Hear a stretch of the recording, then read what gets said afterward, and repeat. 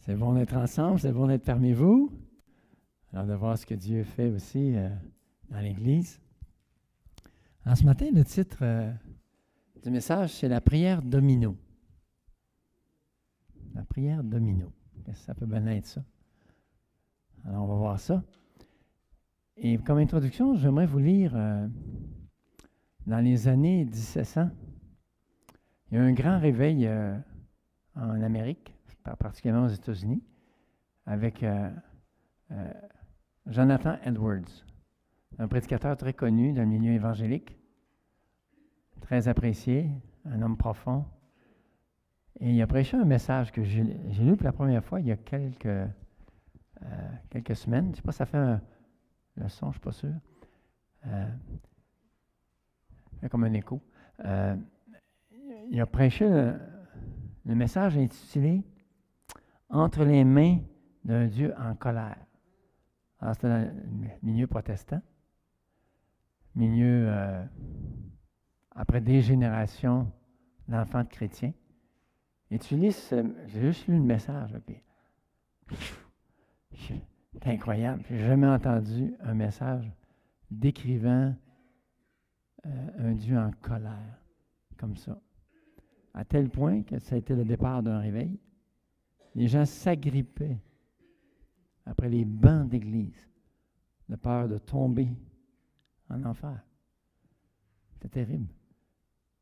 Une puissance, là, il a juste lu le message. C'était ouf.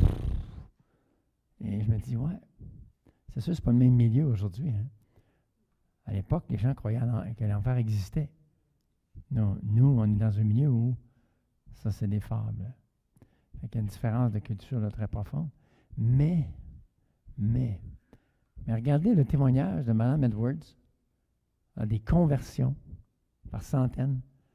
Le témoignage de Mme Edwards, de notre épouse, ce qu'elle a vécu pendant le réveil. C'est intéressant que le message, un Dieu en colère concernant le grand risque d'aller en enfer pour toute éternité, puis son témoignage. Mme Edwards écrit « J'étais sur le lit de 12h à 16h. Elle dit « J'étais beaucoup trop vidée par les sentiments de joie pour me lever ou m'asseoir. Et durant tout ce temps, mon cœur me poussait à partager autour de moi. » Excusez, t'as mes contacts. Il ne sait pas que le dimanche matin. Me poussait à partager autour de moi avec les femmes. Et cela avec beaucoup d'ardeur concernant les sujets spirituels et célestes qui faisaient une si grande impression sur moi. Lorsque je me suis couché, cette nuit-là fut la plus merveilleuse nuit de ma vie. Jamais auparavant, pour un si longtemps, je n'avais joui d'une telle intensité de lumière, de paix et de douceur. Du ciel sur mon âme, mais sans aucune agitation de mon corps durant tout le temps. La plus grande partie de la nuit, j'étais étendu, éveillé, quelquefois endormi, d'autres fois éveillé, mi-endormi. Toute la nuit, je continuais dans le sentiment constant, clair, de la douceur, de l'amour excellent de Christ, de sa proximité et de mon attachement à lui, avec une paix d'esprit douce et inexprimable en lui. Il me semblait percevoir un rayon d'amour divin venant droit du ciel, du cœur de Jésus, au ciel, vers mon cœur, dans un flot constant comme un flot de douce lumière. 3 fois, elle souligne la douceur de ce qu'il a eu. Au même moment, mon cœur et mon âme étaient remplis de l'amour pour Christ, de telle façon qu'il y avait un constant écoulement d'amour divin de Christ vers moi. Et il me semblait que je baignais dans ces rayons d'amour de Christ. Mon âme était comme dans un état de béatitude céleste. Je pense que je ressentais chaque minute plus d'intensité céleste que tous les réconforts et plaisirs terrestres dont j'avais joui toute ma vie entière. C'était le plaisir à l'état pur. C'était d'ailleurs tout ce que mon corps pouvait supporter. Wow! Une révélation de l'amour de Christ pour elle. Spécial. Certains vont peut-être poser la question. Une telle révélation de l'amour de Christ, c'est pour les âges passés, ça. Mais je vais te remettre en question ce matin par Éphésiens 3, la prière de Paul pour les Éphésiens. Tournez dans Éphésiens, chapitre 3, au verset 15. Cette prière de Paul correspond réellement à ce que Mme Edwards a vécu. Quand Paul prie pour les Éphésiens, il prie pour les Éphésiens, mais aussi quand on lit la lettre, c'est la lettre avec Colossiens qui parle le plus de l'Église en dehors de l'Église locale, régionale, universelle. Donc Paul prie pour toute la région. L'Asmina, ce serait facile de le démontrer. Je ne prendrai pas le temps de le faire. Alors, la prière domino. Je ne sais pas si vous avez déjà essayé à faire tomber les dominos les uns sur les autres. Hein, ce n'est pas le jeu domino, là, mais tu peux mettre les... comment on appelle ça? Oui.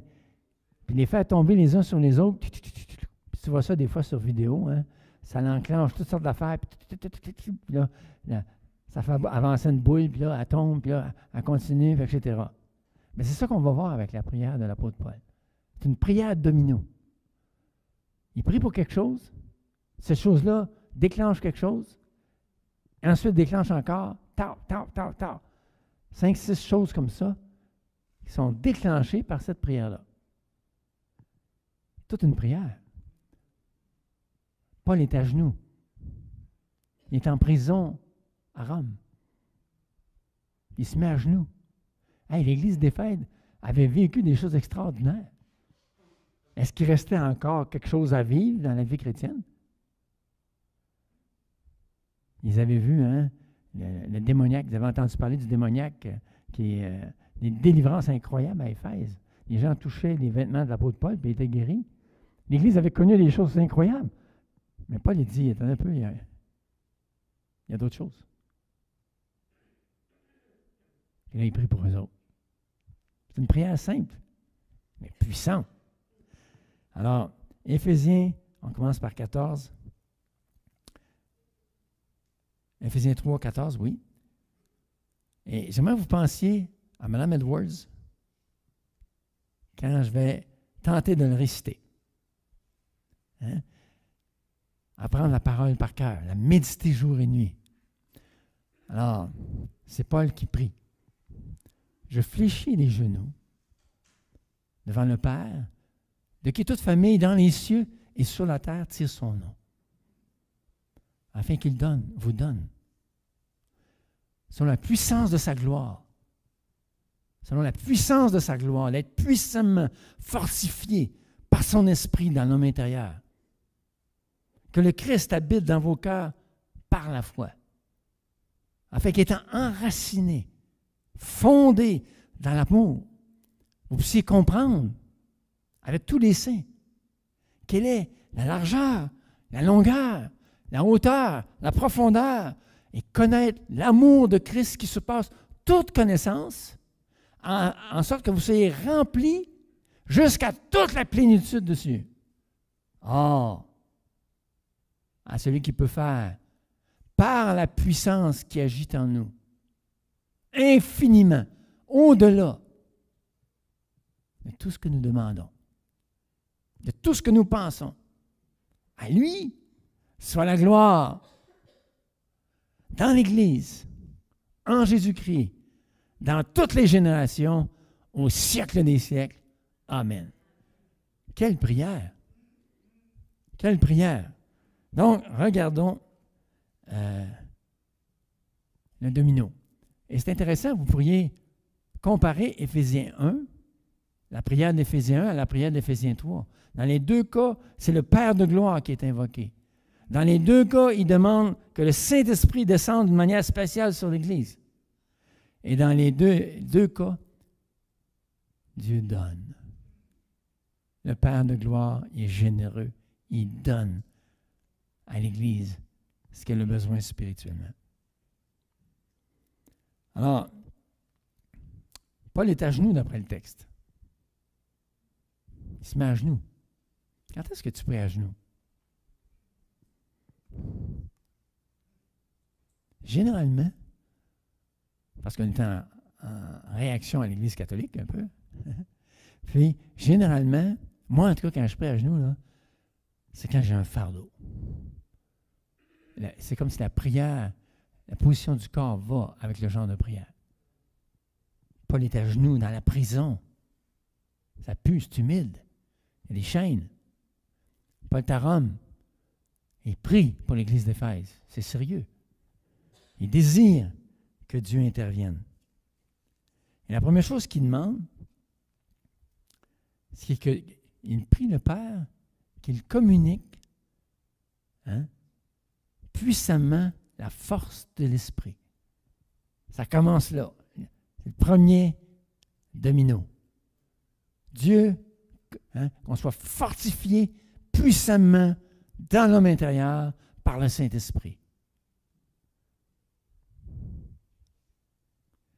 Une force spirituelle profonde, intense, qui va amener tout le reste.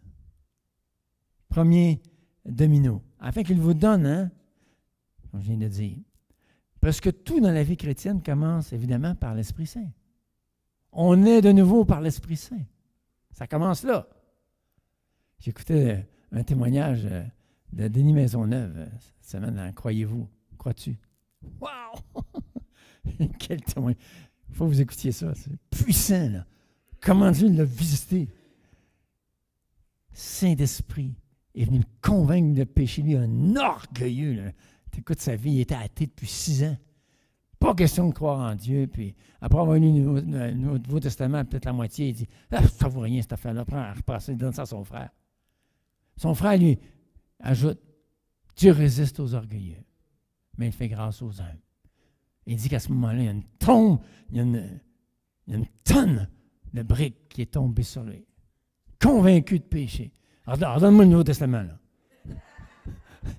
Et il dit, je l'haïssais quand je le lisais, puis là, hey, wow, c'est tellement bon, hein, ça me parle, c'est à moi.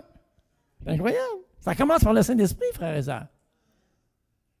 Et, c'est intéressant, il demande que même s'ils ont déjà le Saint-Esprit, qu'ils soient puissamment fortifiés par son esprit dans l'homme intérieur. Voyez-vous, des fois, on va demander à Dieu d'enlever les épreuves. Puis c'est correct aussi, là. Le Seigneur a dit, Seigneur, éloigne de moi cette coupe. Même s'il savait que ce n'était pas la volonté de Dieu. On est d'accord avec ça? Il savait que ça en allait à la croix, là. Donc, il demande ici d'être puissamment fortifié. Des fois, si on prend trop des antibiotiques, qu'est-ce qui arrive au système immunitaire? On prend trop d'antibiotiques. Le système immunitaire s'affaiblit. Des fois, c'est la même chose spirituellement. Il y a les épreuves qui arrivent. Puis on dit, Seigneur, amène les antibiotiques. Amène les antibiotiques. Vite. Seigneur, il dit un peu là. Je préfère que ton système de défense spirituelle soit fortifié à travers cette épreuve-là. C'est pas tellement, on n'aime pas tellement ça. Hein? Ça dit, ma puissance s'accomplit dans ta faiblesse. Je vais te mettre dans la faiblesse, mais je vais te donner la puissance. Ah, c'est intéressant comme échange. Paul, il dit, Seigneur, enlève-moi ces attaques du diable. Non. Je vais les permettre. Et je vais exprimer ma puissance à ce moment-là. C'est ça que tu veux? Des fois, dans nos prières, c'est comme ça. Mais ici, fortifie-nous, Seigneur. C'est la prière de Paul. Le Père riche donne la force en proportion de la richesse de sa gloire. Le texte dit. Puissamment fortifié. Il nous donne le Saint-Esprit à cause de la richesse de sa gloire. Il est capable de nous donner l'Esprit Saint abondamment. Cette force à l'homme intérieur, comparée à l'homme extérieur qui paraît. L'homme intérieur, Paul il dit, même si je vieillis, l'homme intérieur se renouvelle de jour en jour. Donc le Saint-Esprit vient, puis il vient fortifier cet homme intérieur qui est en moi. Mais là, vous allez être content, vous avez de la force homme intérieur. Dans 2 Corinthiens 4,16, Paul dit, c'est pourquoi nous ne perdons pas courage. Et alors même que notre homme extérieur se détruit, j'ai 70 ans, je le vois. Notre homme intérieur se renouvelle de jour en jour. Donc, il envoie le Saint-Esprit de manière spéciale dans ma vie pour fortifier cet homme intérieur, le renouveler, le rendre capable de faire face aux épreuves. Paul lui-même avait expérimenté ça à maintes reprises. C'est pour ça qu'il prie ça. Pour la région. Je prie que le Saint-Esprit, de manière spéciale, vienne sur vous. Il savait que tout ce qui était énuméré dans le suite du passage débute par une œuvre de l'Esprit. C'est pour ça que la prière est tellement puissante. C'est la prière domino. Sans l'œuvre de l'Esprit dans nos vies, la volonté de la chair, la volonté de l'homme, la détermination de ta volonté, c'est pas là qu'est la puissance. Oui, il faut faire tous nos efforts pour, en Pierre, c'est clairement dit. Mais Jésus, il dit aussi, sans moi, tu ne peux rien faire. Essaye pas. Tu ne peux rien faire spirituellement parlant. Essaye même pas de vaincre le péché par ta propre force. Tu as besoin de l'aide de l'Esprit. Il t'a été donné pour ça. Pour te donner la force intérieure pour vaincre. Notre puissance ne vient pas d'une potion gauloise visible, mais d'une personne invisible, nous habitant et qui nous révèle les choses divines et qui nous fortifie. La première prière, ça commence là. Le premier effet domino, ça commence là. Ensuite, s'ensuit une présence de Christ spéciale en nous. C'est ce qu'il dit. En sorte que Christ habite dans vos cœurs par la foi. Hey, t'es un peu Paul, là. Jésus-Christ habite déjà dans nos cœurs. Pourquoi tu pries? En sorte d'être puissamment fortifié pour que Christ habite dans nos cœurs par la foi. Intéressant comme question, hein? Au chapitre 13, Paul dit que lorsqu'ils ont cru, ils furent scellés du Saint-Esprit. Okay. C'est clair? Tu m'appartiens. Un saut, hein? Tu m'appartiens, tu es scellé du Saint-Esprit pour le jour de la rédemption. C'est clair. On a reçu le Saint-Esprit quand on a cru. Tandis qu'au verset 17, chapitre 3, il demande que Dieu leur donne un esprit de révélation. Chapitre 1, verset 17, leur donne un esprit de révélation pour connaître Dieu. Ils avaient l'esprit, mais ils avaient besoin d'une révélation spéciale donnée par ce Saint-Esprit sur Jésus-Christ, sur Dieu, pour comprendre. Nos yeux on était aveugles, on ne voyait rien. Dieu nous a ouvert les yeux. Mais des fois, il manque de lumière. On va déjà expérimenter ça. Moi, je ne suis pas aveugle, mais j'ai des problèmes avec le glaucome, puis c'est dans cet ombragé, là. Où est-ce qu'il est mon téléphone? Quand il fait noir un peu, là, il est dur à trouver. Alors donc, illuminé par le Saint-Esprit, on l'a su, mais il continue son œuvre en nous. Puis de même, il est frappant de noter que Christ habite déjà en nous, mais nous avons besoin d'une expérience plus intime de sa présence en tant qu'Église et en tant que croyants. Si vous demeurez en moi et que mes paroles demeurent en vous, demandez ce que vous voudrez. Wow! La présence, Christ vient demeurer en nous d'une manière spéciale. On est conscient de sa présence. On est conscient que le Saint-Esprit vit en nous. On n'essaye pas les choses par notre propre force. On consulte le Seigneur. Seigneur, qu'est-ce que je fais? En Jacques 1, si quelqu'un manque de sagesse dans les épreuves de la vie, qui demande à Dieu, qui donne à tous richement et sans faire de reproches. Et la sagesse lui sera accordée. Mais, qu'est-ce qui suit? Mais qu'il demande avec foi, sans douter. Car celui qui doute est semblable au flot de la mer, agité d'un côté et de l'autre. Qu'un tel homme ne pense pas qu'il recevra quelque chose du Seigneur. C'est un homme irrésolu, inconstant dans toutes ses voies. Ouch! Jacques, quand tu lis l'Épître, mais c'est vrai ce qu'il dit. Il dit bien que Christ habite dans vos cœurs par la foi. On exerce consciemment, on a reçu un travail du Saint-Esprit dans nos cœurs pour nous affermir. Ça nous donne la force de croire les promesses de Jésus-Christ. Pour qu'il demeure en nous. Il demeure déjà en nous. Mais vous comprenez? La sève, là, elle coule. Saint-Esprit. Puis, là, ça donne la foi. Tu crois les promesses de Dieu. Tu prends Dieu au mot dans sa parole. Seigneur, c'est ça que tu dis. Seigneur, j'y crois. Oui, mais ça n'arrive pas. Je persévère. Je demande. Christ demeure en moi. L'Esprit Saint communique une foi renouvelée en Christ qui lui permet d'habiter de manière renouvelée dans le croyant et même dans l'Église, parce qu'ici, c'est toute l'Église à qui il s'adresse.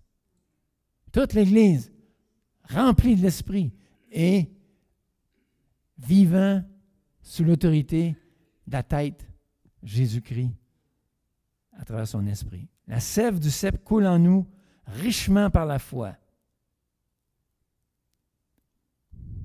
Dieu s'assure dans nos vies. Je ne sais pas si vous avez remarqué. Dieu s'assure qu'on a besoin de lui. Il n'aime pas ça, notre indépendance. Ça la triste. Je suis là. Je t'ai sauvé, je t'ai aimé. Je t'aime. Et tu ne viens pas à moi. Tu ne me parles pas.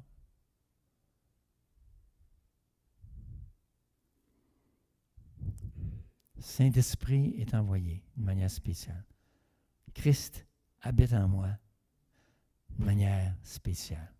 Ensuite, afin qu'étant enraciné et fondé dans l'amour, ça produit un enracinement spécial et un affermissement solide dans l'amour dans ma vie. Ici, je ne pense pas que ça parle de l'amour de Dieu encore. Ça va être le résultat de cet amour enraciné et fondé, le texte dit. Cet amour mutuel. L'amour dans l'Église. Oh, my. Christ demeurant maintenant intimement dans le croyant, celui-ci devient capable d'aimer de façon renouvelée. Un enracinement dans l'amour. On aime les frères et sœurs.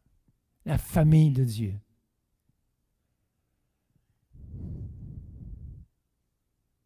Savez-vous combien de fois Paul appelle les chrétiens bien-aimés dans ses épîtres? J'ai calculé un matin, 29 fois. Mes bien-aimés, enracinés dans l'amour, mes bien-aimés. Et j'ai étudié un texte sur Évodie Saint-Tiche qui avait des chicanes entre elles. Puis Paul, il va, il adoucit ça. Là, il emploie 3-4 fois le même mot pour décrire. Là, je vous aime, je pense à vous, mais réconciliez-vous. Là. Tu sais, il est sensible. Paul, il pleurait quand il quittait les chrétiens. Il y avait une sensibilité, là. Donc, un enracinement dans l'amour. C'est ce qu'a vécu Mme Edwards. Elle aimait les autres à cause de l'amour qui coulait. Aimer ton conjoint avec ses défauts.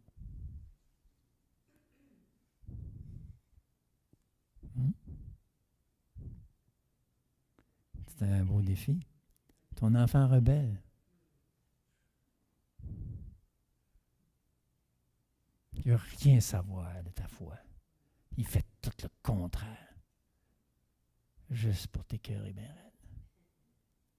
Parce qu'il est en réaction à toi. Parce qu'il est en réaction à moi. Apprendre à l'aimer. Ce frère qui t'a blessé. Ce frère qui t'a blessé. Boy. Y en a-tu des blessures dans l'Église, hein?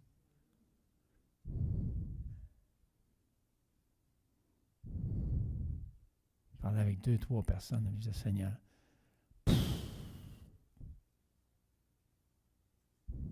mais il ne faut pas se surprendre. Dans Acte 6, hein, controverse dans l'Église, par rapport aux veuves. Dans Acte 14, si je me souviens bien, Paul et Barnabas. Dans Galates, Paul reprend Pierre. Dans Philippiens, Évodie Saint-Tiche s'arrache les cheveux. Dans Corinthiens 14, 15, il y a des controverses par rapport à qu'est-ce qu'on a droit, qu'est-ce qu'on n'a pas le droit. La COVID, vous connaissez ça, la COVID? Hein? Ça a-tu fait des problèmes dans nos églises? Chicane. Les convictions, on veut imposer nos convictions sur toute l'Église. 1 Corinthiens, chapitre 1. Moi, je suis de Paul. Moi, je suis d'Apollos. Moi, je suis de Pierre. Lui, c'est lui, le bon prédicateur. Il dit, c'est juste des serviteurs. C'est juste des serviteurs, pas plus que ça. Élève-les pas trop haut, là. Ils vont tomber de haut. Donc, enracinement dans l'amour. On est enraciné, capable d'aimer malgré les difficultés. Fondé dans l'amour. C'est solide. Intéressant. Enraciné, c'est vivant. Hein? La sève monte. C'est l'amour qui sort de notre bouche. Fondé dans l'amour. Être capable de passer à travers des épreuves terribles. C'est vrai que l'amertume, là, l'amertume, je peux vous raconter des situations, là, ou même dans une seule famille. L'amertume est tenue pendant des années cachée. Et là, ça pousse. Ça divise la famille entière. Ça divise le conseil. Ça divise les églises les unes aux autres. C'est incroyable. Une racine d'amour, d'amertume. C'est terrible. Les dégâts que ça fait à l'espace de 10-15 ans. Là. Plusieurs exemples. C'est triste. C'est triste. C'est tout un témoignage de Jésus-Christ. Au lieu de faire couler la grâce. Est-ce qu'il mérite d'être pardonné?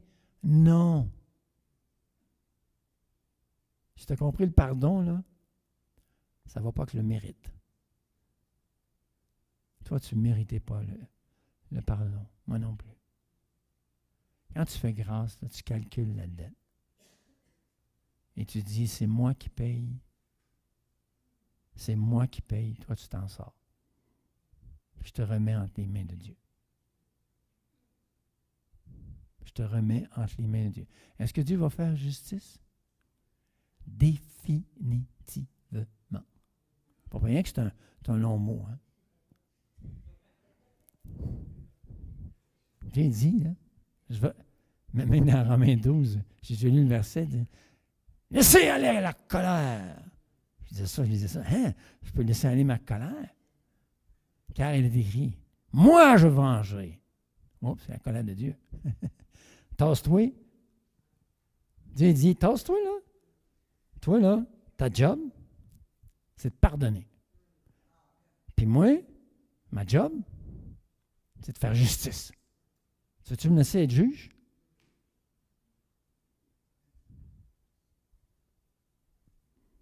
Des fois, c'est la seule façon de pardonner de tout notre cœur. Parce qu'il y a des fois, il y a des injustices, là.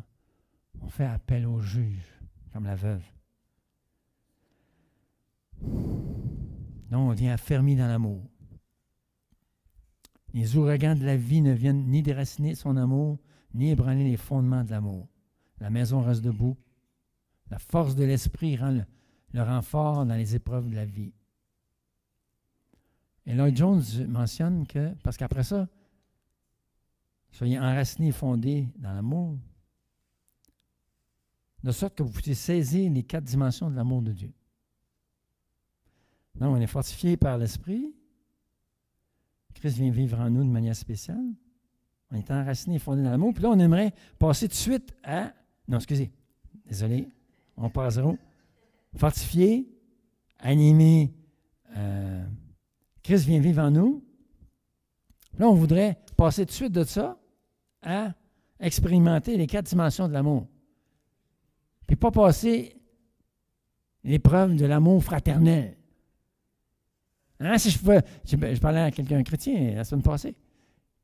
Ça fait des années que je ne l'avais pas revu. 30 ans, 30, 40 ans.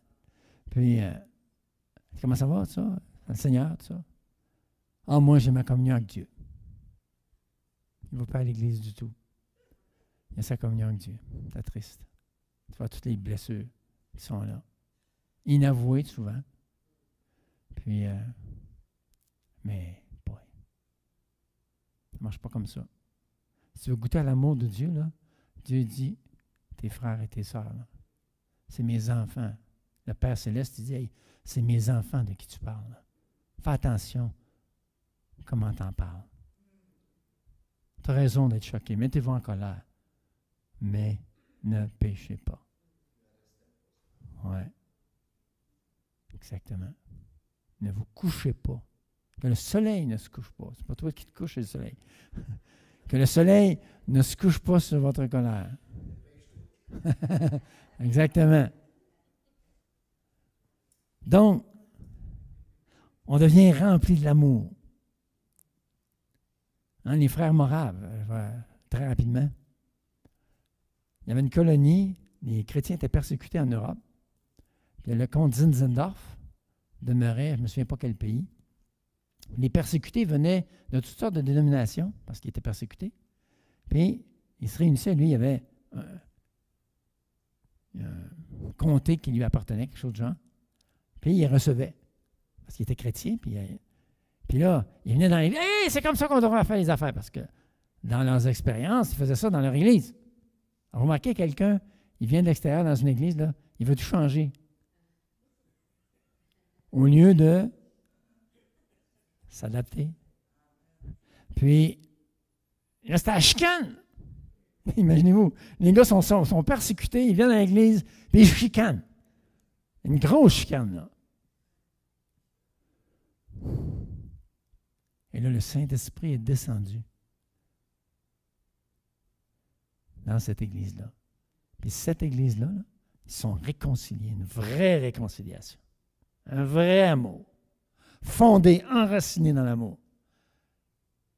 Et là, cette église-là a fait plus dans les années 1600, si je me souviens, c'est 1500, 1600, que toutes les églises de la Réforme. Ils ont envoyé des missionnaires. Ils ont prié jour et nuit, une petite église de 200. Prière jour et nuit en rotation pendant 100 ans. Enraciné, fondé dans l'amour. On ne peut pas passer à côté de ça. Donc, pour que vous puissiez comprendre, quatrième effet domino, pour que vous puissiez comprendre avec tous les saints quelle est la largeur, la longueur, la profondeur, la hauteur, et connaître l'amour du Christ qui surpasse toute connaissance, en sorte que vous soyez remplis jusqu'à toute la plénitude de Dieu. Ouf! Les mots manquent. Hein? Saint-Esprit vient, la foi fait vivre Jésus-Christ dans nos cœurs, un amour profond. Puis là, c'est les 4 dimensions de l'amour. Un amour difficile à saisir, que vous soyez rendu capable, littéralement, fortifié, d'être capable au plus haut degré de comprendre la largeur. Paul emploie un mot, là, c'est la seule fois que ce mot est employé dans tout le Nouveau Testament en grec. Puis, c'est vraiment là, il met la difficulté de comprendre de manière élevée. Que vous aimiez les uns les autres, fondés, enracinés, pour que vous deveniez capable de comprendre les 4 dimensions de l'amour de Dieu pour vous. C'est comme de s'aimer les uns les autres puis de laisser vivre Christ en nous, ça nous amène à expérimenter. Ça amène l'Église à expérimenter les 4 dimensions. Pour être fortifié de comprendre. Mais un amour qui peut être compris. Parce qu'il dit, pour être capable de comprendre avec tous les saints. Ce n'est pas un amour spécial pour les pasteurs, hein? Ni les diacres. Tous les saints ensemble peuvent saisir les 4 dimensions de l'amour de Dieu. Et imaginez, là, toi, tu reçois, un peu comme Mme Edwards, quelque chose de l'amour infini de Dieu pour toi. Une révélation, il y a quelque chose qui te touche. Tu sais, ça t'arrive-tu, là? Tu te promènes d'un coup, une idée vient, puis tu dis, wow, wow, c'est merveilleux. Dieu m'a élu avant la fondation, je ne sais pas, quelque chose de genre. Dieu m'a élu avant la fondation, tu le sais, là, ici. Mais là, wow, wow. Seigneur, tu m'as amené pendant la période du réveil au Québec. Si j'étais né dans les années début du 20e siècle, je n'aurais pas connu l'Évangile au Québec.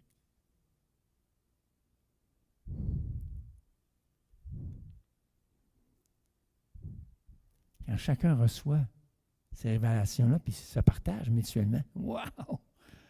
Ça fait beaucoup d'amour, ça. Tous les saints. Et là, il commence avec les 4 dimensions. Je ne les mentionnerai pas dans l'ordre pour j'ai une question technique. La hauteur de l'amour de Dieu. Dans cette révélation, l'Esprit Saint prend notre cœur et dit, viens, je vais te montrer la hauteur de son amour. Puis là, il dit, viens-t'en. Il t'amène au ciel, dans le paradis. Puis là, il y a un trône. C'est le trône de Christ. Puis là, il dit, viens t'asseoir. Oui. M'asseoir sur le trône de Christ. Oh, t'exagères, hein? Vous savez que c'est ça que Jésus a dit, hein? C'est marqué. Ils vont s'asseoir avec moi sur mon trône, comme moi, avec mon Père sur son trône. Mes frères et mes sœurs, qui nous sommes? On va juger les anges. On va juger les hommes. On va être des magistrats. La Cour suprême de Dieu. Dieu dit, je t'ai élevé. Je t'ai élevé. On est assis dans les lieux célestes, d'après Éphésiens, chapitre 2. Assis avec lui dans les lieux célestes, maintenant. Régnant avec Christ, maintenant. Il nous a assis.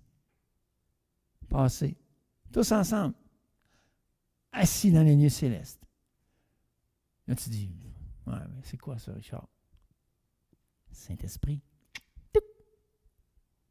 Il dit, bon, l'amour de Dieu qui t'a amené là. Ensuite, il nous montre la glorieuse cité sur une montagne très élevée. Toute la gloire divine va être là. Je tombe à genoux devant une telle description. Ensuite, le Saint-Esprit, la colombe céleste, te prend sous ses ailes puis te fait descendre. Descendre. Descendre. La lumière se change en ténèbres. Ça sent mauvais. On entend des cris stridents. Il nous amène en enfer. Il ne te montre personne, mais tu entends le feu brûlant qui siffle, les pleurs, les grincements de dents, le stress, les pleurs, la tristesse, les ténèbres épaisses, l'angoisse extrême. Tous ceux qui subissent, la colère divine, ayant refusé l'amnistie que le souverain offrait à tous, c'est là qu'ils vont aller. Dieu dit, je t'ai délivré éternellement de cet endroit-là. Si tu n'es pas sauvé ce matin, Dieu t'offre l'amnistie. Dieu dit, je suis prêt à pardonner tout ce que tu as fait. Je te l'offre. J'ai tué mon fils à ta place. Ma colère est tombée sur mon fils bien-aimé, en qui j'ai mis toute mon affection. Une affection infinie. Et je l'ai tué à cause de toi.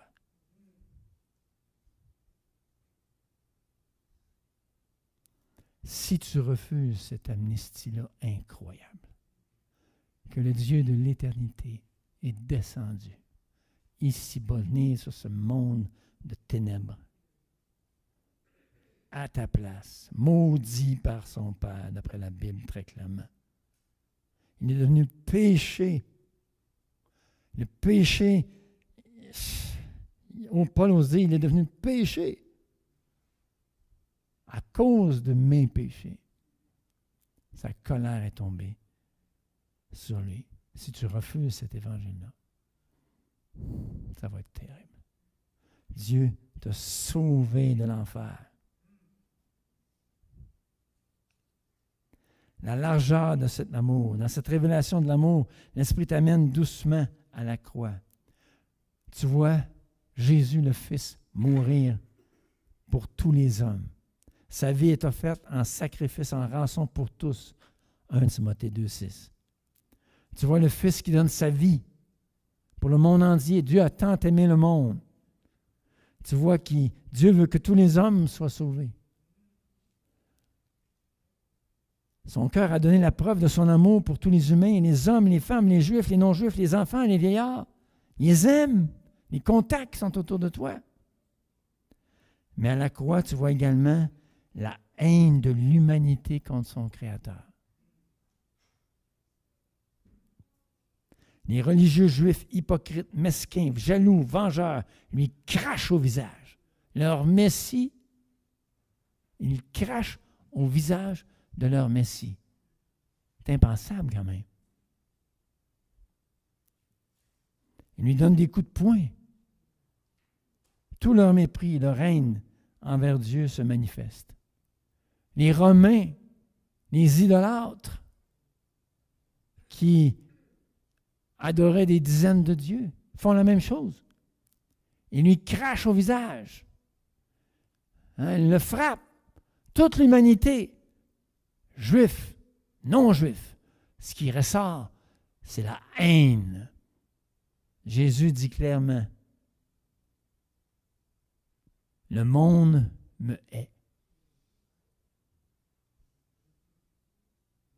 Tu étais inclus dans le monde. J'étais inclus. Moi, je ne voulais rien savoir de Dieu. Moi, je dirais jamais la Bible. Ce que j'avais dit. Il y a une haine profonde dans l'être humain. Et là, tu comprends le passage qui dit « Nul ne peut venir à moi si le Père ne l'attire. » Dieu t'a sorti de cette haine que tu avais pour Dieu. Dieu t'a éclairé. Dieu est intervenu. Parce que si tu avais laissé à toi-même, là, c'est de la haine qui s'est sortie contre Dieu. Si tu n'as jamais saisi ça, là, c'est que tu ne connais pas le cœur que tu avais avant ta conversion. Parce que ce qui s'est sorti là, ce ne sera pas de l'amour pour Dieu. Voilà ce que l'homme fait de l'offre divine. Il crache dessus. Tu comprends que derrière l'indifférence, la froideur, il y a de la haine. Alors tu vois ton propre cœur de pierre avant ta conversion. Cette haine contre le Créateur, cette dureté de cœur, qui refuse de voir le Créateur, qui refuse de voir son œuvre d'amour. Ça, c'est la largeur de son amour. Il a aimé les hommes, mais il refuse.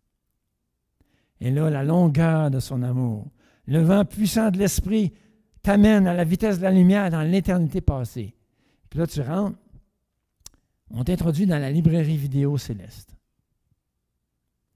où sont préservées toutes les délibérations de la Trinité, depuis l'éternité. Tu regardes les vidéos, c'est marqué conciliabule divin. Discussion entre la Trinité.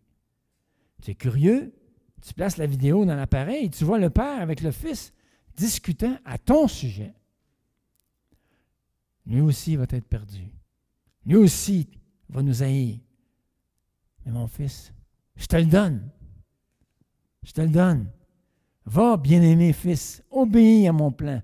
Je vais l'attirer à toi. Il viendra à toi. Je te le donne. Je lui donnerai un cœur nouveau qui m'aime et qui m'aimera en retour. As-tu déjà réalisé à quel point tu étais choisi par Dieu, parmi tous? Dieu, il a regardé l'orphelinat, là. La petite, là, qui était laide, que personne n'aimait, caractère de chien. C'est celle-là qui choisit.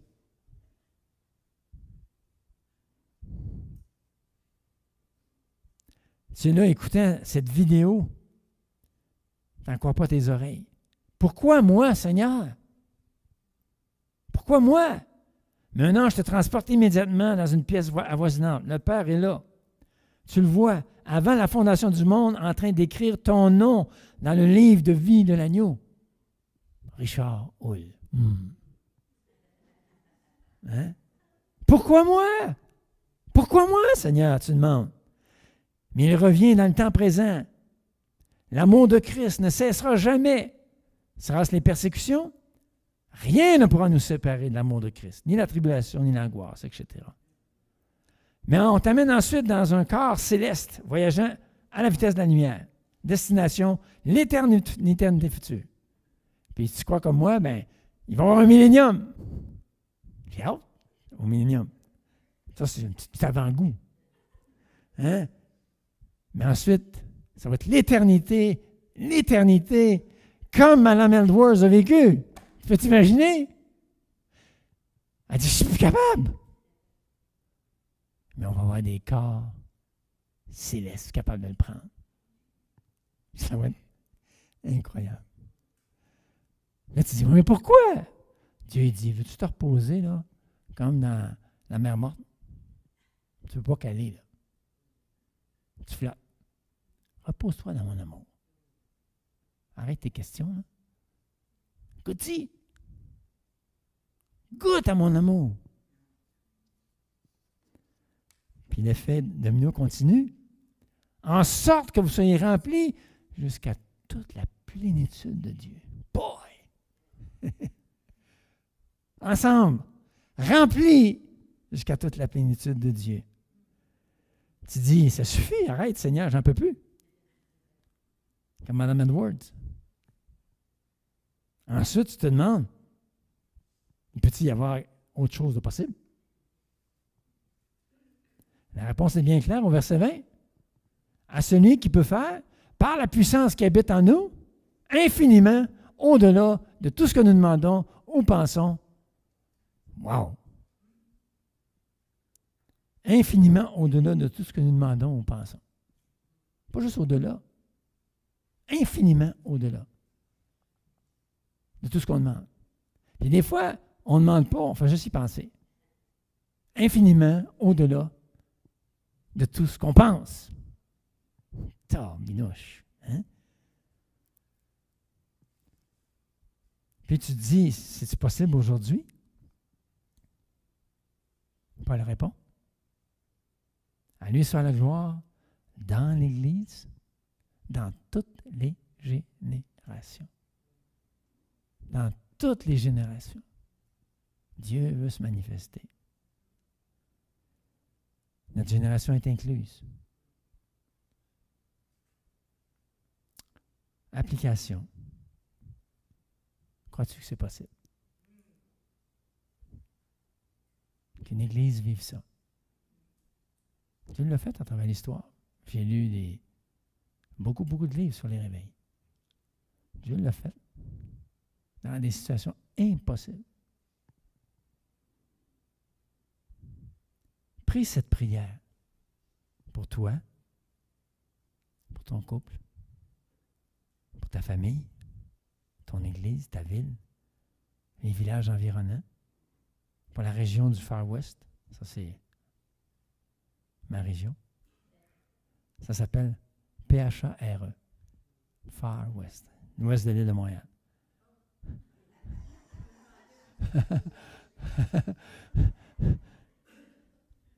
Pour l'Église du Québec en entier, pour la francophonie à travers le monde. Il y a un réveil qui s'en vient. Moi, j'y crois. Puis mon exhortation, c'est apprends cette prière par cœur. Quand tu vas prendre des marches, là, c'est la récite. Tu commences par un verset, 2 versets. Il y en a qui ont des téléphones intelligents. Là. Des fois, tu peux enregistrer le verset. Moi, ça m'aide. Le matin, quand je fais la barbe, là, tic, les versets, je les entends, je les écoute. Je n'ai pas de mémoire, moi. Hein? Dans ma femme. Si moi, j'étais capable d'apprendre Éphésiens 3, 15 à 21, je pense, j'étais capable. C'est sûr. Oui. Amen, merci. C'est Dieu qui me met. J'ai eu de la misère pendant 50 ans, littéralement. La prière fait toute la différence. Parce que rien n'est impossible à Dieu. Le crois-tu? Qu'il te soit fait selon ta foi. Amen.